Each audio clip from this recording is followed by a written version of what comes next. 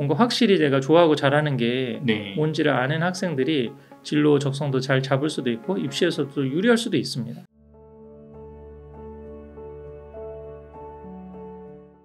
오늘은 공부머리의 발견의 저자이신 심정섭 소장님을 모시고 인터뷰를 진행하도록 하겠습니다. 소장님 안녕하세요. 네, 안녕하십니까.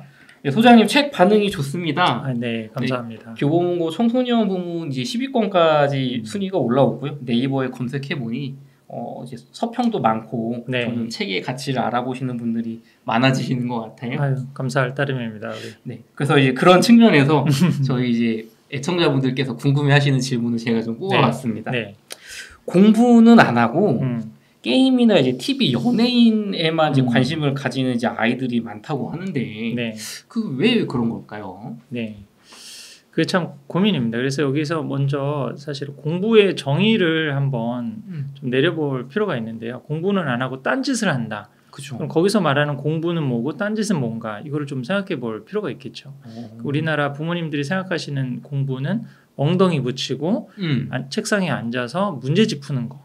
그렇죠. 사실 이제 그게 공부고 우리도 초등 때, 유초등 때는 아이들이 책을 많이 읽는다고 그러잖아요. 네. 근데 중고등 때는 안 읽고 성인이 돼서는 완전히 거의 포기하는 상태로 지금 이제 가는 경우도 상당히 많은데 그 과정에서 이제 아이들이 즐겁게 읽었던 책을 사실 더 이상 안 읽게 되는 중간에 걸림돌이 문제집 푸는 공부인 거죠. 거기서 이제 너무 하기 싫은 내가 하기가 싫은데 그걸 계속 했기 때문에 네. 이제 그런 부분이라고 또 볼 수가 있기 때문에 사실은 좀 현명한 부모님이시라면 공부의 정의를 좀 확대해서 아이가 단순히 문제집 푸는 쪽으로 공부를 잘하는 아이들도 있겠죠. 그게 또 이제 입시 현실이라든지 학교 현실에서 이제 인정받는 아이들일 수는 있지만 예를 들어서 아이가 어떤 주제에 몰입을 하고 또 그것을 배워서 익히는 거를 공부라고 한다라고 그러면 뭐 내가 노래를 하고 싶어서 아이돌급의 뭐 저기는 아니지만 노래나 춤을 하고 싶어서 공부하는 시간에 그걸 몰입해서 뭔가를 하고 있다라고 하면 그것도 또 다른 형태의 공부라고 할 수 있잖아요. 그다음에 뭐 유튜브나 애니메이션 그런 만화 같은 거에 굉장히 관심이 많다. 네. 최근에도 제가 들었던 우리 한 그 좋은 사례도 아이가 이제 유초등 때 만화를 굉장히 좋아했다는 거예요. 만화나 애니메이션 이제 그쪽으로 하고 싶은데 그런 것을 이제 스킬적으로 하는 것보다 그런 거를 기획하고 뭐 만드는 그런 쪽으로 해서 결국은 이 학생이 서울대 경영학과를 갔거든요. 네. 근데 만화 덕후였던 거예요. 네. 근데 내가 이 만화의 분야에서도 내가 그리거나 뭐 그런 쪽은 이제 재주가 적으니까 네. 이런 만화 애니메이션 같은 걸 기획하거나 아니면 사업적으로 디즈니나 뭐 드림워크라든지 뭐 이런 쪽으로 한번 해보고 싶다라고 하는 그런 비전이 또 생겨서 그렇게도 가게 되는 거죠. 그러면 어떻게 보면 어렸을 때 얘가 문제지는 안 풀고 딴짓만 했는데 사실 그거 쪽에서 또 동기부여가 돼가지고 내가 이거를 제대로 하기 위해서는 공부가 필요하니까 또 공부를 해보자 이런 식으로도 한번 뭐 모든 게 다 이제 그런 아이들이 그렇게 생길 수는 없지만 네. 반전이 생길 수도 있잖아요. 그렇죠. 그러니까 결국은 부모님들이 염려하시는 대로 문제집 푸는 공부는 안 하고 딴짓을 한다라고 하는 거는 그 아이들이 문제집 푸는데 더 이상 재미가 없기 때문에 그런 거죠. 그리고 그 안에 몰입을 할 수가 없고 성과가 안 나오는 거잖아요. 이게 또 어떻게 보면 우리가 절대평가 시스템에서 문제집 푸는 공부를 열심히 해서 네가 예전에는 60점이었는데 80점 이상이면은 다 돼. 그리고 칭찬받고 이러고 본인이 원하는 대학도 갈 수 있고 이렇다라고 그러면 문제집 푸는 공부를 어떻게 해서라도 내가 좋아하는 전공이라든지 분야의 일을 할 수 있으니까 내가 하겠다라고 할 수 있는데 우리나라 입시 체제는 상대평가 체제거든요. 내신도 그렇고 수능도 그렇고 내가 아무리 열심히 해서 80점을 90점으로 만든다고 한들 그 안에 의대를 갈 수 있는 3,000명, 뭐 탑3를 갈 수 있는 10,000명 안에 들지 않으면 내가 원하는 대학, 원하는 학과는 갈 수 없는 구조라고 할 수 있죠.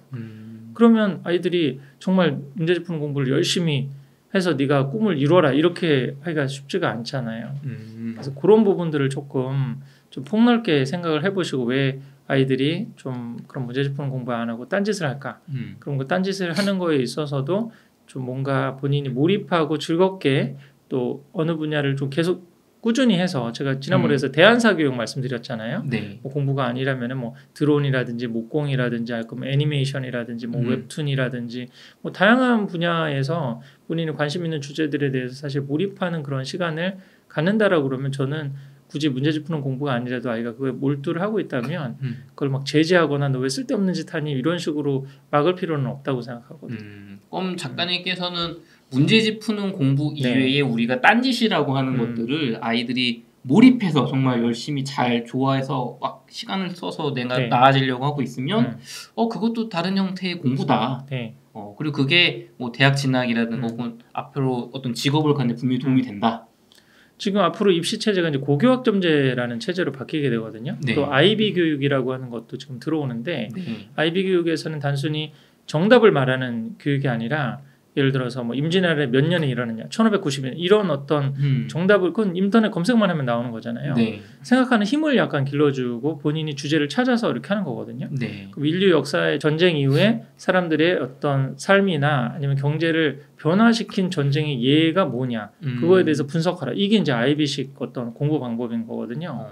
그래서 그런 정확한 검색하는 지식을 이제 공부하는 게 아니라 본인이 주제를 선정하고 생각하는 힘을 기르는 이제 그런 교육을 하는 건데. 뭐 이런 교육적인 체제에서는 본인이 뭔가 문제의식이 있고 좋아하는 게 있고 관심이 있고 이랬던 학생들이 더 사실 IB적인 역량에서는 더 높게 평가를 받을 수도 있죠. 그러니까 이게 고교학점제하고도 맞물려서 그게 잘 구현이 된다라고 그러면 앞으로는 그렇게 뭔가 확실히 내가 좋아하고 잘하는 게 뭔지를 아는 학생들이 진로 적성도 잘 잡을 수도 있고 입시에서도 유리할 수도 있습니다. 그리고 또 이제 앞으로 사회 나와서 이제 유리한 거는 뭐 두말하면 잔소리죠. 훨씬 더 자기가 뭘 좋아하고 잘하는지 아니까 시간 낭비 없이 그냥 쭉 그 부분을 밀고 나갈 수 있는 힘이 생길 수가 있겠죠. 근데 학부모님들이 이런 말씀을 들으면 거기 동의를 하시다가도 우리 아이는 손흥민처럼 축구를 잘하면 밀어주겠다. 뭐 방탄소년단 블랙핑크처럼 뭐 춤을 잘 추거나 노래를 잘하면 그거 왜 못 해주겠냐. 근데 아이가 좋아만 하고 취미 정도로서의 성과만 나고요. 거기 가면은 그냥 좋아해서 어울리고 축구를 하는데 그냥 뭐 같이 탈 수 있지만 축구 선수가 되지는 못하고 맞습니다. 게임을 좋아한다고 해서 뭐 프로게이머 학원 가봤는데 그 정도는 아닙니다. 해서 이게 어떻게 보면은 그러면 이런 게 제일 걱정이거든요. 그럼 이런 아이들의 부모님들은 어떻게 해야 될까요? 그게 현실적인 고민입니다. 사실 말씀하신 대로 그 길도 굉장히 좁은 거거든요. 사실은 축구로 성공을 한다든지 야구로 성공한다든지 예체능에서 성공하는 길도 굉장히 사실은 탑 정상급에 있는 분들이 이제 프로 돈을 받을 수 있는 걸 하는 거고 나머지는 사실 취미로 아마추어로 해야 되는 이제 그런 상황인데 그래서 그런 부분이라고 할지라도 저는 이제 미래 사회에는 그렇게 아마추어로 취미로 하는 것도 이 본인이 행복하게 사는 한 가지 더 큰 그 길이 될 수 있다라고 생각하거든요. 제가 우리 책에서도 얘기하고 좀 자주 얘기하는 게 앞으로 수능 9등급 체제가 사실 유지된다 그러면 문제집 푸는 공부를 애매하게 3, 4등급 하는 학생들의 일자리가 제일 먼저 없어질 거라고 그랬잖아요. 그리고 이제 1, 2등급의 학생들의 역량은 더 늘어나고 일자리는 더 늘어날 수도 있는데 오히려 그냥 애매하게 단순 코딩을 한다든지 단순 그래픽 디자인을 한다든지 단순 사무를 한다든지 이런 것들은 뭐 엑셀 작업만 해더라도 그전엔 직원을 하나 둬서 했는데 이제 그 챗GPT가 우리 엑셀 마이크로소프트 프로그램에 응용돼서 파워포인트나든지 아니면 엑셀 같은 거 작업을 하면 그런 작업을 하던 직원들은 이제 쓸 필요가 없는 거잖아요. 그런 식으로 대체가 된다고 생각했을 때 앞으로 또 미래에는 이게 기본소득이 왜 그러면 로봇제라든지 아니면 인공지능 같은 게 되면 인간이 할 수 있는 일자리가 이 단순 사무직 화이트 칼라 일자리가 점점 없어질 수 있잖아요. 그런 시대에는 본인이 그래도 취미라도 있고 다른 사람들과 교감할 수 있는 이제 그런 역량들을 갖춘 아이들이 오히려 새로운 일자리들을 창출할 수 있다고 보는 거죠. 우리 제가 지난번에 강연에서도 그런 말씀 드렸잖아요. 앞으로 인공지능 시대에 좀 유망하고 늘어날 일자리들은 직접 사람들과 부딪히면서 소통하고 또 손으로 뭔가 아날로그적인 걸 만드는 거. 그러니까 뭐 요즘에 운동 유튜버들 굉장히 유튜버의 트렌드를 한번 보시면 또 알 수가 있거든요. 운동이라든지 여행이라든지 목공이라든지 요리라든지 뭐 이런 쪽에 유튜버들이 굉장히 전 세계적으로 좀 커지는 규모도 있잖아요. 그러니까 직접 그렇게 뭔가 손으로 만들고 옛날에는 이런 학생들 공부는 못하고 괜히 쓸데없는 짓 하고 뭐 요리하고 뭐 제빵하고 뭐 그런다고 생각을 했는데 오히려 이제 그런 부분들이 더 사람만이 할 수 있는 기계가 할 수 없고 사람만이 할 수 있는 그런 부분들이 각광을 받을 수가 있거든요. 그래서 사실은 그 얘가 그런 예체능 같은 걸 취미로만 하고 돈벌이는 안 될 텐데 취미로만 하는 게 염려가 되실 수도 있어도 좀 인생을 길게 보고 그 대학을 넘어서 사회생활 하거나 아니면 그렇게 했을 때 결국은 그 그 학생이 뭐 어떻게든 지금 시대에는 4년제 대학은 다 가는 시대거든요. 그리고 이제 앞으로 10년 뒤에는 급격한 저출생이기 때문에 웬만큼 그런 한국말만 잘하면 취업이 어느 정도 보장되는 시대가 사실 올 수 있어요. 앞으로 10년이 사실 굉장히 힘든 시기이고 10년 이후는 인구 절벽이 사실 오기 때문에 오히려 젊은 세대들 일자리도 훨씬 더 늘어날 수 있는 시대거든요. 이제 그런 시대가 왔을 때 내가 뭐 스트레스 많이 받는 회사 생활 같은 거를 주말에 뭐 취미 같은 게 있어가지고 풀 수 있고 또 그렇게 해소를 하고 난 다음에 또 주중에 5일은 열심히 일하는 이러는 학생들이 더 사실은 주식 생활도 잘하고 사회생활도 잘하고 또 새로운 사업 같은 것도 뜻이 맞는 분들하고 해볼 수가 있는데 최근에 하나 재밌게 본 기사가 우리 루닛이라고 지금 의학 분야에서 굉장히 뜨고 있는 네. 우리 지금 업체가 있지 않습니까? 우리 제가 운달책방에서도 많이 추천하시는 거 사실 보고 네. 아 그때 이제 사실은 이제 초창기 소개 나올 때 많이 네. 이제 추천을 받았는데 관심을 가지려고 그랬는데 제가 이제 책 쓰고 그러느라고 타이밍을 놓쳤습니다. 근데 나중에 이제 굉장히 지금 거의 한 5배 이상 또 오르고 그랬죠. 근데 그 루닛의 그 창업주들이 카이스트 출신들이잖아요. 네. 그분들 어떻게 만나셨는지 보니까 카이스트 힙합 동아리였습니다. 예, 카이스트에서도 그냥 공부만 하시는 분들도 있을 거 아니에요. 연구만 네. 하고 그러는데 창업하는 사람들은 뭔가 그렇게 취미가 같거나 소통이 되고 네. 그랬던 친구, 같이 있던 친구인데 또 지금 그 대표로 계신 서 대표님 같은 경우는 그 카이스트 나와서 서울대 의대로 또 가서 의사로 하셨던 분이잖아요. 근데 지금 의사 잘 생활하고 있는 친구를 끄집어내서 너 우리 지금 스타트업 하니까 같이 하자 이렇게 하려면 그런 이제 사실 대학교 때 그런 동아리 활동이라든지 취미라든지 뭐 이렇게 해가지고 좀 그런 인간관계가 있어야 되는 거잖아요. 그러니까 업무적으로만 만나가지고 이렇게 사실은 하기는 쉽지가 않으니까 또 스타트업 우리 해보셔서 알겠지만 초창기는 얼마나 어려움이 많이 있습니까? 그런 것들을 사실 이렇게 뚫고 나가려면 같은 취미라든지 뭐 같은 뭔가 활동을 하는 공감대가 있어야 되는데 저는 이게 그래서 단순히 취미 활동뿐만 아니라 이게 나중에 사회생활 하는데도 저는 큰 도움이 되고 특히 운동 쪽 취미는 저는 강추하거든요. 운동이나 예체능 같은 취미는 그 운동을 잘하면 우선 몸이 튼튼해질 수가 있고 땀 흘리는 그런 근육 운동을 하기 때문에 전반적으로 긍정적인 마인드셋이 자동으로 사실 되거든요. 네. 전 세계 교육 중에서 우리나라처럼 운동을 지금 팀 스포츠 같은 운동을 사실 경시하는 나라는 선진국 중에 거의 없습니다. 미국이라든지 뭐 지금 유럽이라든지 다 상당한 시간 팀 스포츠라든지 아이들이 땀 흘리는 운동하는데 시간을 많이 들이고 있는데 우리는 그런 부분이 약하다 보니까 약간 우리나라 좀 리더십들 가운데 그런 부분이 좀 약하죠. 왜 소통이 잘 안 되는 리더들이 많다라고 좀 그러잖아요. 네. 또 공부만 잘했지 또 배려심이 없고 팀워크가 좀 약한 사람들이 많다라고 하는 게 저는 좀 그런 교육적인 문제도 있다고 생각합니다. 좀 말씀해 주신 거에 조금 저도 좀 주변에서 들은 얘기를 해보자면 다들 이렇게 뭔가 굉장히 잘해서 두각을 나타내길 바라지만 대부분은 우리 취미 수준이잖아요. 네네. 근데 그 취미 수준이 시간이 지나고 나서 직업으로 연결되거나 성과로 되는 걸 좀 되게 많이 봤어요. 네. 예를 들면은 뭐 아이돌 이렇게 막 좋아하고 네. 카페 가입하고 카페 네. 매니저하고 막 이런 거 한단 말이에요. 특히 학생들. 그게 사실 부모님 입장에서 아무것도 도움 안 되고 막 스티커 같은 거 보고 막 이러잖아요. 네. 굿즈 사고.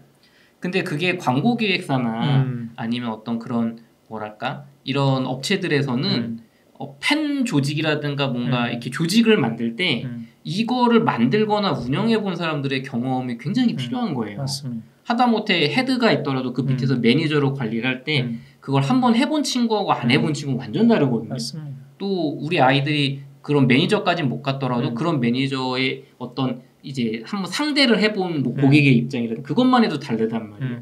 저기 방탄소년단 콘서트 때 내가 굿즈를 아저씨들하고 막 업체랑 제조업체랑 얘기해가지고 만들어서 이거 1,500원에 팔아도 보고 그렇죠. 그런 귀한 경험들. 네, 그런 경험이 사실은 회사에서 원하는 거고 또 요즘 유튜브 시대다 보니까 요 썸네일과 제목을 어떻게 뽑느냐가 맞습니다. 작가님같이 좋은 분 모시고 몇만 조회수 나오느냐 이 차이가 왔다 갔다 하잖아요. 네. 회사에서 어떤 인재들을 뽑을 때 중고등학교 혹은 대학교 때 막 그 신문부라든가 방송반 그냥 취미로 해서 뭐 캐치프레이즈 뽑아보고 제목 뽑아보고 이런 친구들이 성과가 좋아요. 맞습니다. 그리고 자기들이 대학교 때 조그만 유튜브로도 내 거를 해보면서 요 뽑아본 친구들은 요 유튜브 알고리즘을 안단 말이에요. 요 썸네일 요렇게 바꾸고 요래야지 먹히고 근데 이거는 사실 이 문제집 푸는 공부는 못 배우는 건데 그렇죠. 이게 또 그렇다고 이게 당시에는 그냥 뭐 시간 낭비 취미로 보였을 거란 말이죠. 이런 것도 조금 한번 열어보시고 한번 보셨으면 좋겠습니다. 입시적으로도 그렇거든요. 제가 편입 가르쳤던 제자 중에 네. 한 학생이 굉장히 열심히 한 1년 짧게 공부해서 입시 성과가 굉장히 좋았던 친구가 있거든요. 네. 그 여학생인데 그래서 물어봤어요. 그러면 고등학교 때 왜 이렇게 공부를 열심히 안 했냐고 그랬더니 고등학교 때는 아이돌 빠순이었다고 그러더라고요. 그래서 그 잠실 콘서트장 공연에 진짜 밤새서 저기 하고 그다음에 약간 팬클럽 회장처럼 네. 그래서 이쪽으로 줄 서주세요. 우리 오빠 뭐 하지 말겠어요. 막 그러는 친구들 있잖아요. 그런 친구들 중에 하나였던 거예요. 그러다가 왜 이렇게 공부하게 됐냐고 그랬더니 이제 막상 사회 나오고 그러니까 공부가 필요하고 내가 뭘 좋아하고 그런 걸 경험을 해서 내가 좀 더 공부가 필요하다 해서 이제 왔는데 그런 식으로 이제 사실 고등학교 때는 공부가 아니었다가 나중에 사회 나와서 또 입시적인 성과도 내고 이렇게 하는 학생들을 보면 하나 공통점이 뭐냐면 아이들이 그렇게 쓸데없는 짓, 뭐 아이돌 쫓아다니거나 뭐 그런 팬클럽 같은 활동을 하거나 이랬을 때 부모님이 공부 왜 안 하냐는 잔소리를 거의 안 한 친구들. 좀 약간 폭이 넓으시거나 아니면 또 뭐 부모님 바빠서 그런 것일 수도 있는데 아이들한테 그냥 주도적으로 그래 그걸 뭘 하든지 간에 아이가 범죄만 아니면 괜찮다. 열심히 하고 또 그 아이들끼리 또 팀워크를 이뤄서 뭘 이렇게 하는 경험이 괜찮다. 나름대로 뭐 시험 성적은 안 나오지만 그걸 갖고 잔소리를 안 했던 친구들이 나중에 또 동기가 되고 기회가 됐을 때 바짝 공부하면 또 입시적인 성과도 내는 부분들이 있더라고요. 그래서 저는 그런 경험들 굉장히 사실은 좋다라고 생각합니다.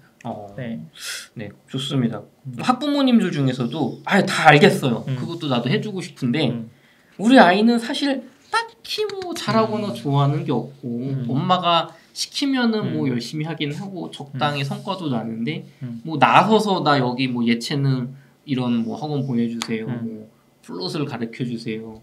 뭐 이런 건 없다. 그러니까 수동적인 아이다. 이제 뭐 그런 경우에는 어떻게 좀 요거를 그 부모님이 적성을 발견해 줄 수 있을까요? 그게 이제 사실 대부분의 아이들은 그 뭔가 바로바로 그 자기의 특기라든지 적성 같은 거를 이렇게 드러내고 이렇게 치고 나오지를 못하거든요. 대부분의 평범. 근데 그게 사회적으로 봤을 때도 모든 사람이 다 손흥민이고 모든 사람이 김연아면은 장사는 누가 하고 또 뭐 이렇게 뭐 건축은 누가 하고 그러겠습니까? 평범한 사람들이 사실 있어야 되는 거잖아요. 네.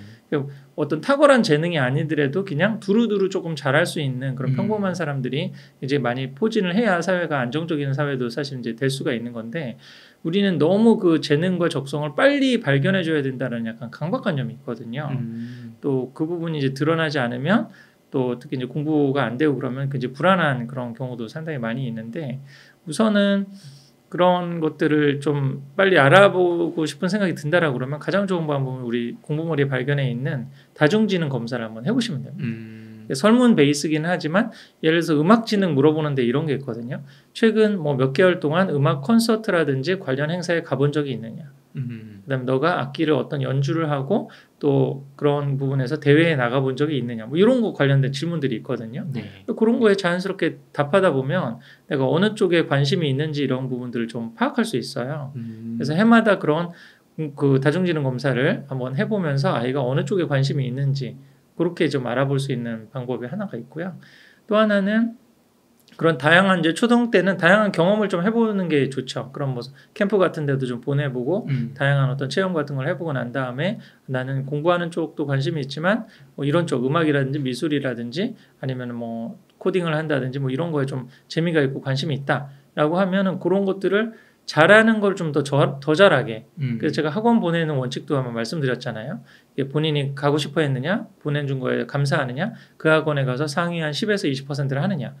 그래서 상위 10에서 20%라면 굉장히 꾸준히 할 수가 있겠죠. 네. 공부면 공부고 공부가 아닌 쪽을 비인지적인 어떤 부분에서도 꾸준히 하게 되면 한 모레도 하나 애가 꾸준히 한 10년을 하면 성과가 나타납니다.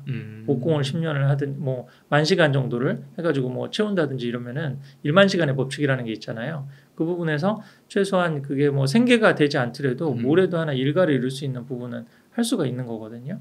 그래서 그런 부분들을 좀 적극적으로 지금 시대에는 좀 찾아주시는 게 좋다라고 좀 생각이 됩니다. 그래서 작가님의 공부머리의 발견 책에 나오는 다중지능 검사 꼭 한번 받아봐야 될 것 같아요. 네. 거기에서 높게 나오는 부분을 이제 강점인 부분 위주로 뭔가 이렇게 아이한테 시도 이런 것도 해볼래 하면 아무래도 네. 확률이 높아지는 거잖아요. 노출을 많이 시키고 잘하면은 뭐 도움이 필요하거나 학원이 필요하거나 그럼 그런 것도 한번 적극적으로 활용해 보는 것도 좋은 방법이죠. 알겠습니다. 작가님 최근에 과천초등학교에서 이제 학부모님들 대상으로 그 강연회를 하셨다고 들었습니다.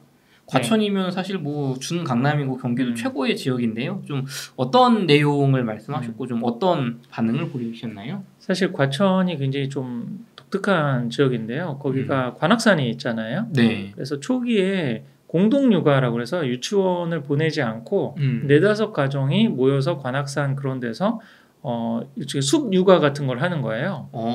그래서 이제 뭐 어머니들 한 3-4 가정이 돌아가면서 2-3 분이 이제 아이들 같이 저기 하고 모여서 산에서 같이 놀고 내려오고 이제 그런 공동육아 운동들이 굉장히 활발하게 이루어졌던 데고요.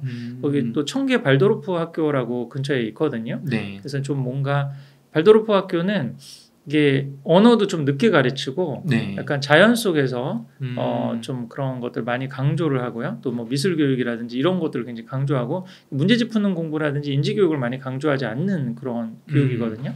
전 세계에서 굉장히 좀 성공한 그 대안교육적인 그런 모델이라고 할 수가 있어요. 근데 그 발도르프 교육 운동도 그 과천 중심으로 해서 굉장히 좀 활발하게 일어났다. 1세대 그런 거 공동육아라든지 발도르프 교육 1세대들이 거기 이제 많이 계셨던 분들이에요.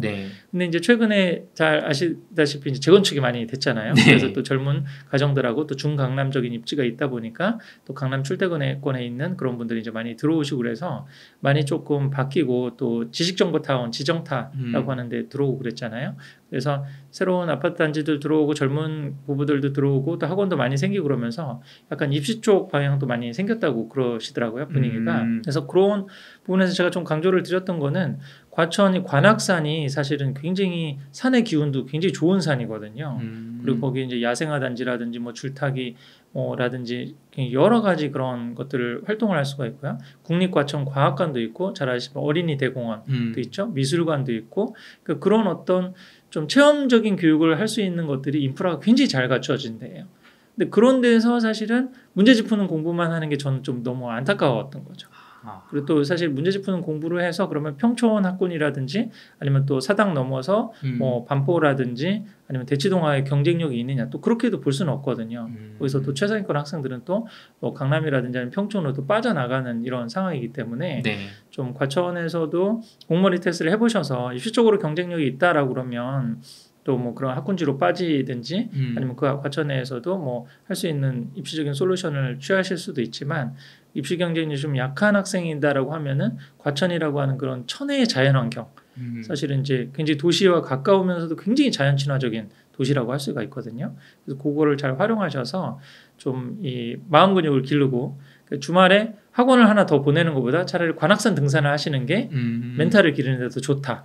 그런 말씀을 드렸는데 그 강연회 이후에 또 몇몇 가정에서 진짜 그걸 실천하시는 가정들이 나온다고 그러더라고요. 그 진짜 그 학원을 주말에 학원 하나 정도 줄이고 애들하고 관악산 같이 등산하면서 이런저런 얘기하고 또 몸과 마음의 근육을 길러주면 이런 멘탈을 길렀을 때 사실 뭐 수능 시험장 같은 데 가서도 본인의 실력을 120% 기를 수 있는 참 그런 멘탈을 기르는 게 더 중요하다. 그런 거에 좀 공감을 하시고 그러면 어려서부터 이런 걸 한번 실천해 보겠다라고 하는 가정들이 좀 나와서 저는 굉장히 좀 뿌듯하게 생각하고 또 그 강연 준비하신 우리 학부모회 어머니들도 굉장히 좀 피드백이 좋으니까 좀 기뻐하셨던 모습이 있었습니다. 또 뭐 다음 달에는 또 분당 쪽에도 분당에 굉장히 유명한 특정 학교라 좀 아직 공지가 안 돼가지고 발표를 못했는 굉장히 학군지의 메인에 있는 이제 유명한 초등학교에서 또 그 제의를 주셨고요. 또 다른 학교들에서도 계속 지금 문의가 오고 있습니다. 작가님께서 그 요번에 책 출간하시면서 좀 이런 학부모들 교육적인 측면에서 그 이런 강연회를 적극적으로 이제 나가실 의향이 있으셔서 그런지 지금 블로그에서 이런 그런 신청을 받는다고 하니까요. 한번 관심 있으신 학부모님들은 한번 연락해 보시는 것도 좋을 것 같습니다. 초등이 사실은 적기거든요. 사실 중등만 들어가도 사실 그런 마음의 여유가 생기지가 않거든요. 그러니까 초등학교 때 사실 좀 유초등 어렸을 때부터 사실 이런 책을 좀 읽으시고 중심을 딱 잡으시면 좀 흔들리지 않게 이 노이즈가 많은 가운데서도 좀 경제 독립이나 아니면 교육 독립을 하시는 데 도움을 받으실 것 같습니다.